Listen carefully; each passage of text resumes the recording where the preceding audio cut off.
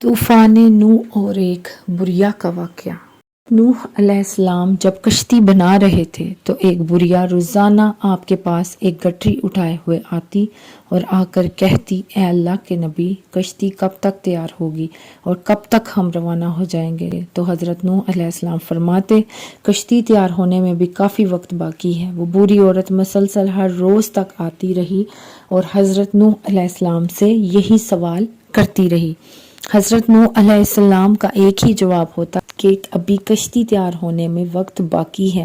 وہ بوڑھی عورت سارا دن وہاں بیٹھی رہتی اور رات ہونے پر گھر چلی جاتی۔ حضرت نوح علیہ السلام نے اس بوریا کو کہا، اے بوڑھی اماں، آپ گھر ہی رہا کریں، جب کشتی تیار ہو جائے گی آپ کو اطلاع کر دی جائے گی۔ پھر وہ دن آ گیا جب طوفان نے سرزمین کو گھیر لیا اور حضرت نوح علیہ السلام کشتی کو لے کر چل نکلے۔ اللہ کی طرف سے حضرت نوح علیہ السلام کو بلا دیا گیا اور آپ اس بوریا عورت کو کشتی میں سوار نہ کر پائے۔ کشتی چل پڑی۔ یہ کشتی 300 گز لمبی، 50 گز چوڑی اور 30 گز اونچی تھی۔ کشتی کا اگلا حصہ مرغے کے سر اور پچھلا حصہ اس کی دم جیسا تھا۔ کشتی کے اوپر تارکول کا لیپ کیا گیا۔ کشتی میں 3 دروازے رکھے گئے۔ کشتی کی کل 3 منزلیں بنائی گئیں۔ پھر ایک دن اللہ کے حکم سے حضرت نوح کے تنور سے پانی ابل آیا تو وہ سمجھ گئے کہ اب عذاب شروع ہو گیا ہے۔ اللہ پاک قرآن کریم میں فرماتے ہیں، جب ہمارا حکم آیا اور تنور ابلا، ہم نے فرمایا کشتی میں سوار ہر جنس میں سے ایک جوڑا نر و مادہ اور جن پر بات پڑ چکی ہے ان کے سوا اپنے گھر والوں اور باقی مسلمانوں کو، اور اس کے ساتھ مسلمان نہ تھے مگر تھوڑے۔ امام احمد الساوی لکھتے ہیں کہ جب طوفان شروع ہوا تو زمین پانی ابلنے لگی اور آسمان پانی برسانے لگا۔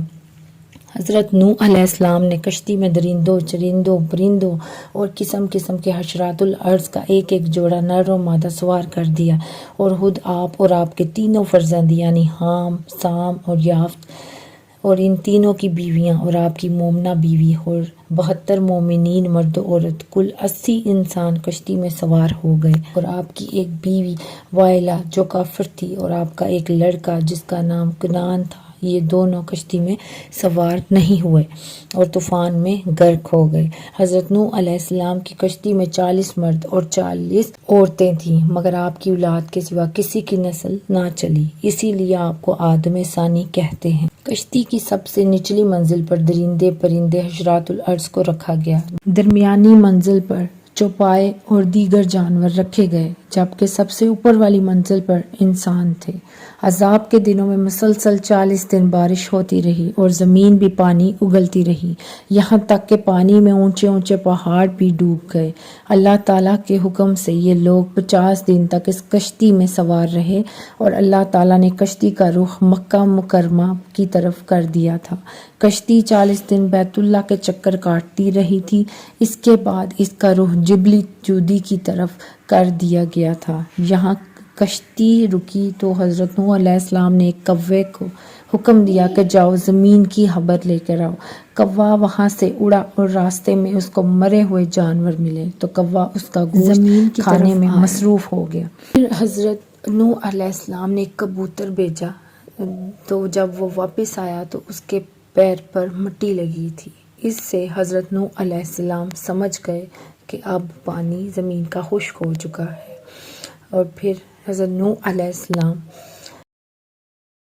نے آ کر وہاں پر ایک بستی تیار کی جس کا اسانین نام رکھا گیا، یعنی کہ 80 آدمیوں کی بستی۔ یوں دنیا کی پہلی کشتی کا سفر اپنے اختتام کو پہنچا۔ سفر کے اختتام پر حضرت نوح علیہ السلام نے سوچا کہ کچھ علاقے دیکھاؤں۔ حضرت نوح علیہ السلام کا گزر ایک چھوٹی سی جھونپڑی سے ہوا جس جھونپڑی میں چراغ جل رہا تھا۔ حضرت نوح علیہ السلام اس جھونپڑی میں چراغ کو جلتا ہوا دیکھ کر بہت زیادہ حیران ہو گئے کہ اتنا طوفان آنے کے بعد بھی یہ جھونپڑی سلامت ہے اور اس میں چراغ جل رہا ہے۔ حضرت نوح علیہ السلام وہاں اللہ تعالیٰ کے نام کا نعرہ بلند کیا تو وہ بڑھیا گھر سے باہر آئی اور کہنے لگی، اے اللہ کے نبی، کیا کشتی تیار ہو گئی ہے؟ حضرت نوح علیہ السلام نے اس بوڑھی عورت کو پہچان لیا اور بہت حیران ہو کر پوچھا، اے بوڑھی اماں، تجھے طوفان کے بارے میں علم نہیں ہوا؟ عورت نے جواب دیا، اے اللہ کے نبی، بس اتنا پتہ ہے کہ بادل گرج رہے تھے اور ہلکی ہلکی ہوا چل رہی تھی۔ حضرت نوح علیہ السلام عورت کی بات سن کر اللہ تعالیٰ سے دعا کرنے لگے، اللہ تعالیٰ یہ کیا ماجرا ہے؟ تو اللہ تعالیٰ نے حضرت نوح علیہ السلام کو فرمایا، اے میرے پیارے بندے، تم نے اس عورت سے وعدہ کیا تھا کہ جب کشتی تیار ہو جائے گی تو میں آپ کو لے جاؤں گا۔ اے نوح علیہ السلام، میں نے اس عورت کی جھونپڑی کو اس لیے تباہ نہیں کیا کہ میرے بندے نے اس عورت کے ساتھ وعدہ کیا تھا کہ میں اس عورت کو لے چلوں گا۔ حضرت نوح علیہ السلام اللہ پاک کی نشانی دیکھ کر خوب روئے۔ حضرت نوح علیہ السلام نے 950 سال کی عمر پائی۔ حضرت نوح علیہ السلام جس جھونپڑی میں رہتے تھے وہ اتنی چھوٹی تھی کہ آپ علیہ السلام جب سوتے تھے تو اس جھونپڑی میں آپ علیہ السلام کا جسم پورا نہیں آتا تھا، آدھا جسم جھونپڑی سے باہر نظر آتا تھا۔ جب ملک الموت آپ علیہ السلام کی روح قبض کرنے کے لیے آئے تو ملک الموت نے حضرت نوح علیہ السلام سے پوچھا، اے اللہ کے نبی، آپ نے کس طرح اس جھونپڑی میں ساری عمر گزار دی ہے؟ اگر آپ چاہتے تو آپ اس سے کئی گنا بڑی جھونپڑی بنا سکتے تھے۔ حضرت نوح علیہ السلام نے ملک الموت سے کہا، میں نے تو تمہارے انتظار میں ساری عمر گزار دی ہے،